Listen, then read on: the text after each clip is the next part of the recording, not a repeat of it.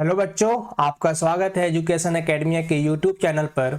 आज के इस वीडियो सेशन में हम जनरल साइंस के 25 इंपॉर्टेंट क्वेश्चंस को सॉल्व करने वाले हैं, जो कि किसी भी कॉम्पिटिटिव एग्जाम्स में साइंस के पर्सपेक्टिव से इम्पॉर्टेंट है। अगर आप किसी भी कॉम्पिटिटिव एग्जाम्स की तैयारी कर रहे हैं या फिर करने वाले हैं तो आपके लिए यह वीडियो सेशन इम्पॉर्टेंट होने वाला है और इस सेशन के सभी क्वेश्चंस आपके लिए यूजफुल होगा। ओके, सो आप इस सेशन को कंप्लीटली देखिए और सभी क्वेश्चंस को अटेम्प्ट करने की कोशिश कीजिए। ठीक है, तो चलिए शुरू करते हैं आज के सेशन को अपने पहले प्रश्न से, जो कि है वेयर इज बाइल स्टोर्ड। हमारे बॉडी में बाइल जो है वो कहाँ पे स्टोर होता है। इसके ऑप्शंस है, ऑप्शन ए लीवर में स्टोर होता है, या ऑप्शन बी किडनी में स्टोर हो रहा होता है, या ऑप्शन सी गॉल ब्लैडर में स्टोर होता है, या ऑप्शन डी स्प्लीन में स्टोर होता है। सो इसका सही आंसर है डेट इज गॉल ब्लैडर। जो बाइल है वो हमारे बॉडी के गॉल ब्लैडर नाम के ऑर्गन में स्टोर होता है। सो इसलिए ऑप्शन जो सी है that is right answer. Okay, so now moving to our next question, that is question number 2, and which state that which cells in pancreas produce insulin। Pancreas में कौन सा cell है जो कि इंसुलिन प्रोड्यूस करता है। इसके ऑप्शंस है, ऑप्शन ए एस्ट्रोजन नाम का सेल हो सकता है, ऑप्शन बी कॉर्पस एपिडिडाइमिस, या ऑप्शन सी थाइमस, या option D islet of Langerhans. So इसका सही आंसर है that is islet of Langerhans नाम का जो सेल्स का ग्रुप है वो क्या करता है, इंसुलिन प्रोड्यूस करता है। Okay, so option D is the right answer. Okay, so now moving to our next question, that is question number 3, and which state that seeds can best be preserved in which conditions। हम seeds को किस तरह के conditions में अच्छे से हम उसको प्रिजर्व करके रख सकते हैं। इसके ऑप्शंस है, option A cool and wet conditions में उसको रखते हैं, सीड्स को प्रिजर्व करते हैं, या option B hot and dry conditions में हम प्रिजर्व करते हैं, या option C cool and dry conditions में हम उसको स्टोर करके रखते हैं, या option D hot and wet conditions में हम उसको स्टोर करके रखते हैं। सो इसका सही आंसर है that is cool and dry conditions. हम कभी भी सीड्स जो जिसको हमको प्रिजर्व करना है उसको हम कूल एंड ड्राई इन्वायरमेंट या कंडीशंस में हम उसको स्टोर करते हैं। ओके, सो हमारा जो ऑप्शन सी है वो सही है।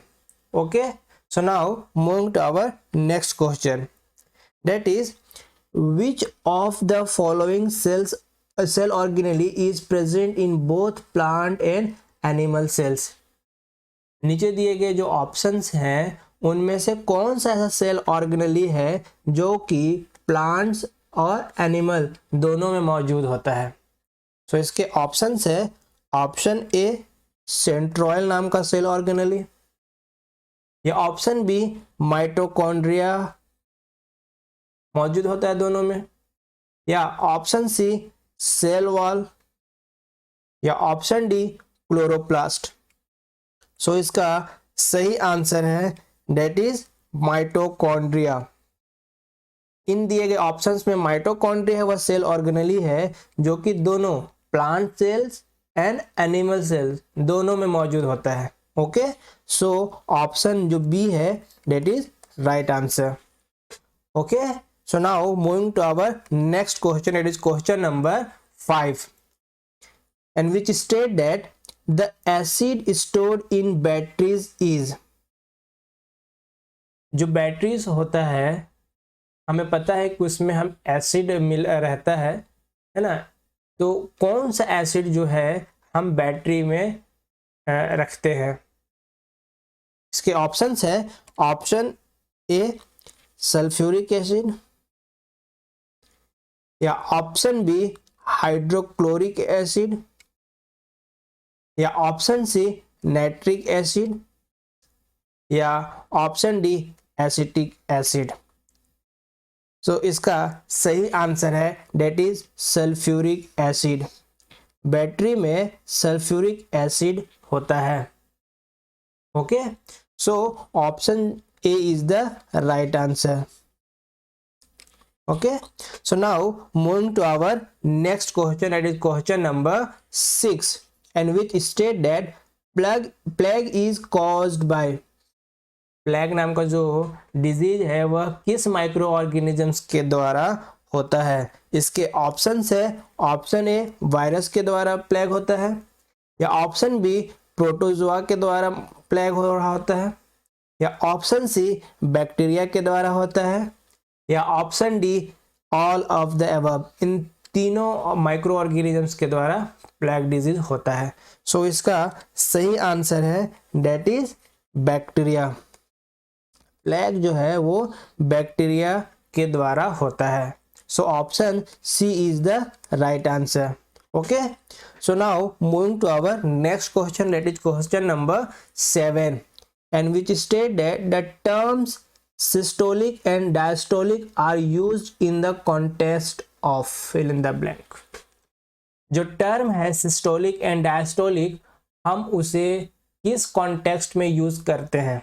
इसके ऑप्शंस हैं, option A measuring blood pressure, या option B detecting problems in eye sight, या option C finding blood vessels, या option D counting blood platelets. किस संदर्भ में हम सिस्टोलिक एंड डायस्टोलिक टर्म का यूज करते हैं? सो इसका सही आंसर है that is measuring blood pressure. जब हम ब्लड प्रेशर को मेजर करते हैं उस समय हम ये जो टर्म है सिस्टोलिक एंड डायस्टोलिक को यूज करते हैं। So option A is the right answer. Okay, so now moving to our next question, that is question number 8, and which state that pneumonia is a bacterial disease caused by the type of bacteria called fill in the blank। जो pneumonia एक bacterial disease जो है वह किस तरह के bacteria के द्वारा होता है? इसके ऑप्शंस हैं, ऑप्शन ए कोकाई बैक्टीरिया के द्वारा निमोनिया होता है, या बैसिलस तरह के बैक्टीरिया से निमोनिया होता है, या ऑप्शन सी स्पाइरेला बैक्टीरिया के द्वारा होता है, या ऑप्शन डी विब्रियो बैक्टीरिया के द्वारा होता है। तो इसका सही आंसर है that is cocci. Streptococcus pneumonia bacteria के द्वारा ये निमोनिया होता है।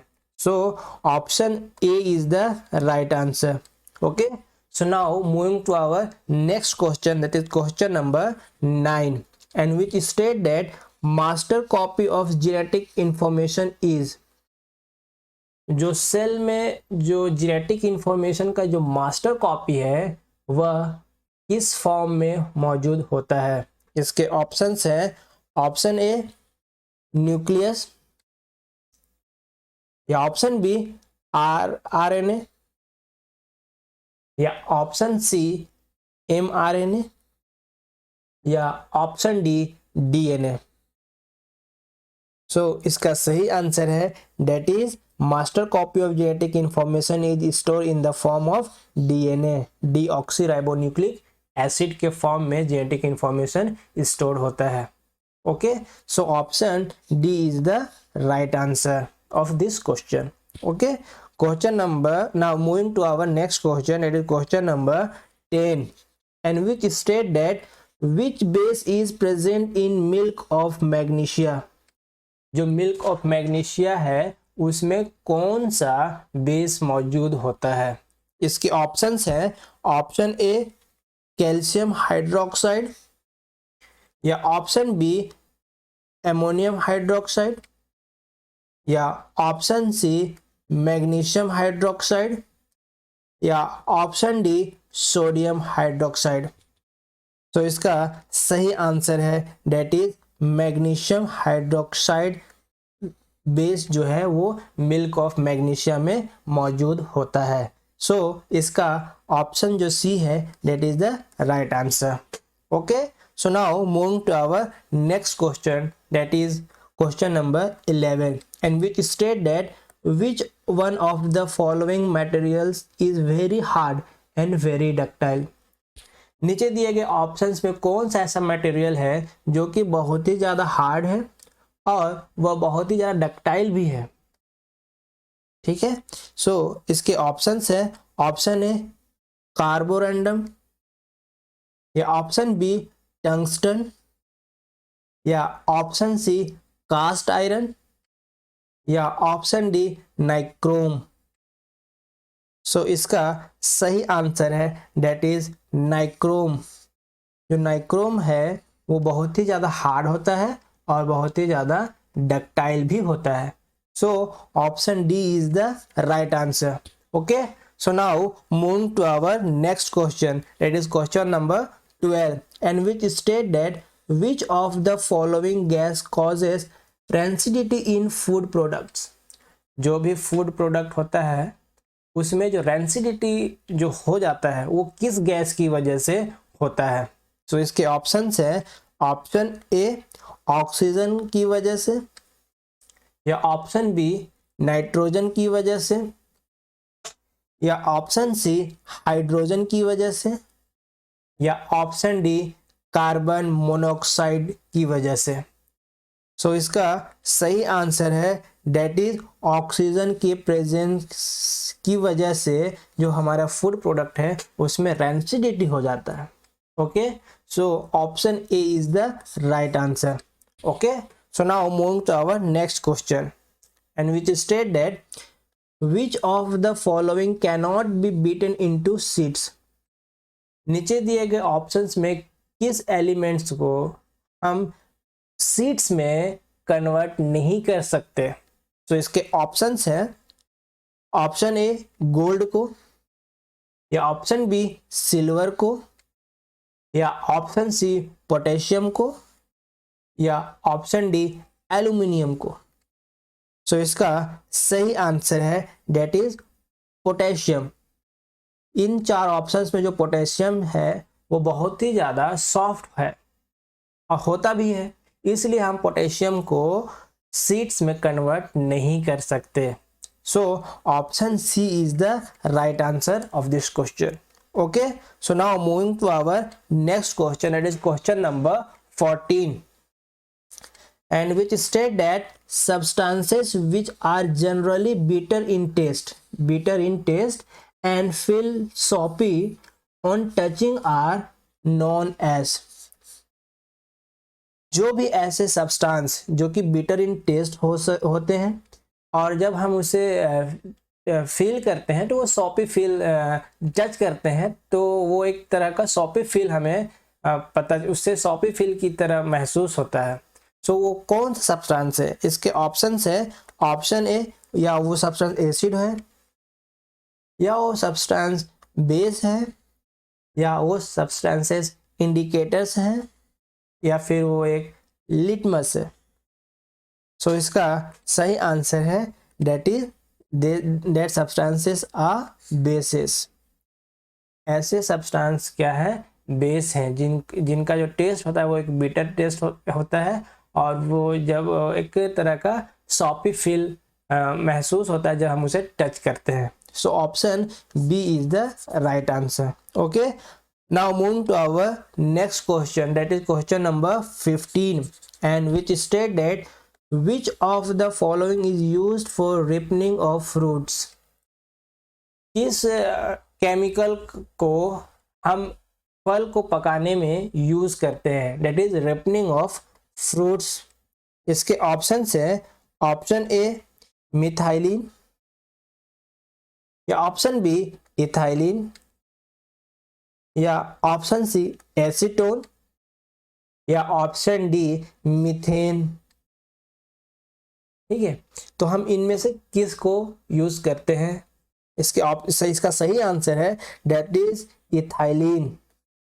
जो इथाइलिन गैस है एक हार्मोन भी है, तो हम इसका यूज कर रहे होते हैं फ्रूट को पकाने के लिए। So option B is the right answer. Okay, so now moving to our next question, that is question number 16, and which state that which of the following is not an allotrope of carbon।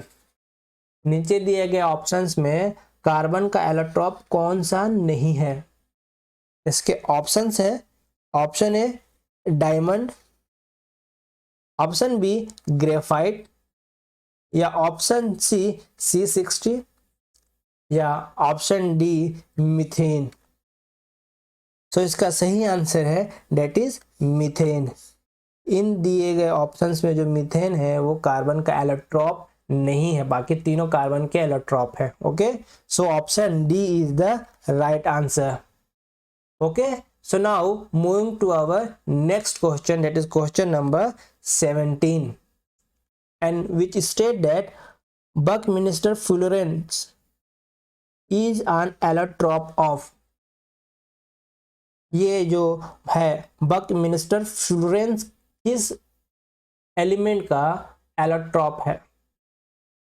इसके options है, option A boron, या option B iron, या option C phosphorus, या option D carbon.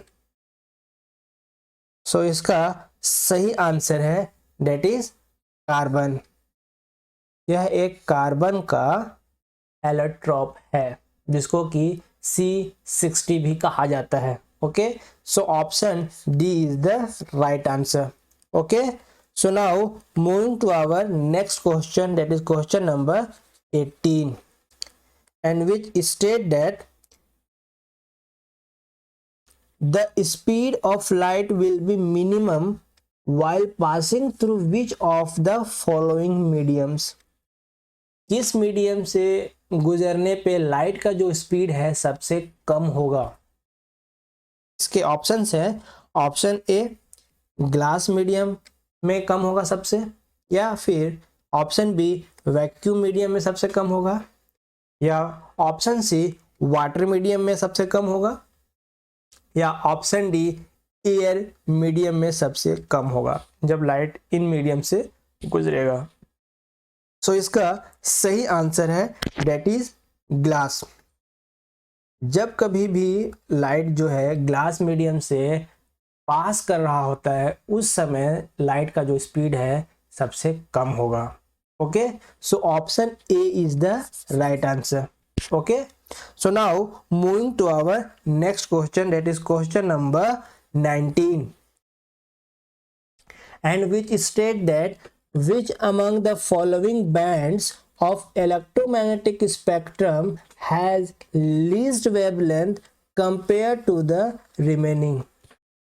नीचे दिए गए options में से इलेक्ट्रोमैग्नेटिक स्पेक्ट्रम की किस बैंड का वेवलेंथ सबसे कम है बाकी की तुलनात्मक? ओके, सो इसके ऑप्शंस है, ऑप्शन ए रेडियो वेव्स का सबसे कम वेवलेंथ है, या ऑप्शन बी एक्स रेस का सबसे कम वेवलेंथ है, या फिर ऑप्शन सी विजिबल स्पेक्ट्रम का सबसे कम वेवलेंथ है, या फिर option D ultra violet rays का सबसे कम वेवलेंथ है। सो इसका सही आंसर है डेट इज एक्स रेस। इन दिए गए ऑप्शंस में से एक्स रेस का सबसे कम वेवलेंथ है। ठीक है, so option B is the right answer. Okay, so now moving to our next question, it is question number 20, and which state that the first law of thermodynamics is simply the case of fill in the blank. जो thermodynamics का first law है वो किसके बारे में है? इसके options है, option A it is about Charles law, या फिर option B it is about Newton's law of cooling, या फिर option C it is about the law of heat exchange, या फिर option D it is about the law of conservation of energy. So इसका सही answer है that is it is about the law of conservation of energy. जो first law है thermodynamics का वह law of conservation of energy के बारे में बताता है। Okay, so option D is the right answer. Okay, so now moving to our next question, that is question number 21, and which state that which type of sound is produced by a bat। Bat किस तरह के sound को produce करते हैं?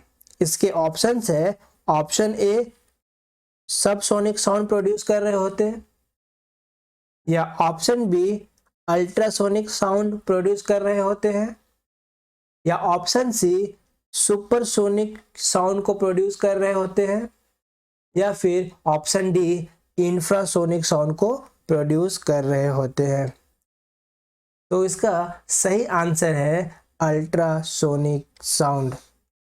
जो bat है वो ultrasonic sound produce करते हैं। Okay, so option B is the right answer. Okay, so now moving to our next question, that is question number 22, and which state that which of the following is not caused by atmospheric refraction of light।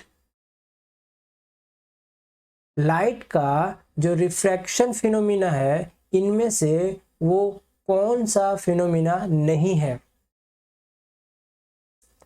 इसके options है, option A sun appear red at sunset, या option B twinkling of stars at night, या option C sun appearing higher in the sky than it actually is, या फिर option D sun becoming visible 2 or 3 minutes before actual sunrise.